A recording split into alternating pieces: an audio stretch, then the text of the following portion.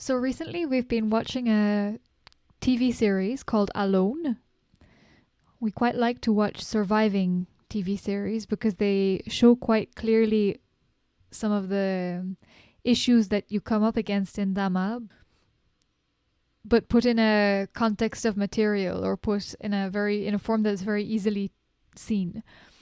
So this TV program, just to give a basic summary, so it's a competition and the winner gets $500,000. Quite simple.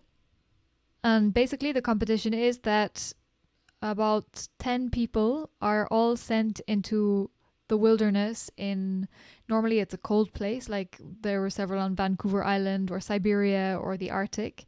So they go into this very harsh place. They're allowed to bring 10 items with them and they have to survive as long as possible.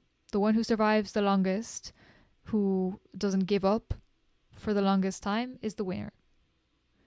So there are quite a few different nice parallels we can draw between this situation and Dhamma, but for now I just want to talk about one in particular, which is the parallel between the 10 items that these participants are allowed to bring with them and the qualities that you need to develop in Dhamma to be able to achieve the aim.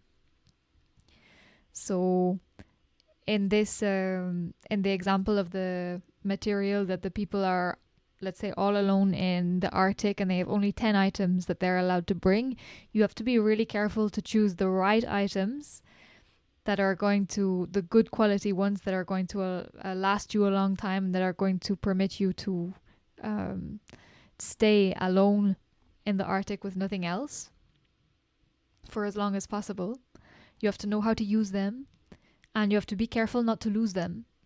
There's several stories actually of people who ended up losing their items. One guy, for example, who lost his ferro rod, his flint, and he had to call to go home. He couldn't stay there without a flint to make fire. Impossible. So it's one moment of little carelessness or laziness that you drop the thing, but it has such a big consequence later on that you lose $500,000, the possibility of having $500,000. Or another example, there was one contestant who was doing extremely well. Everything was going very well. But just one moment he looked away, he was in his shelter and he had the fire burning next to his shelter or in his shelter. I don't remember exactly. But one spark hit the shelter and now suddenly all up in flames. And he had to go home again mainly because he had lost the tools that were inside the shelter. He could have built another one, but now he had the tools all locked inside, so he had to call to go back. So in Dhamma, the 10 items that the participants in Alone are allowed to bring with them are a bit like the 10 paramis or 10 perfections that one has to develop in order to be able to finally reach the aim of the practice. So first I will just tell you what these qualities are.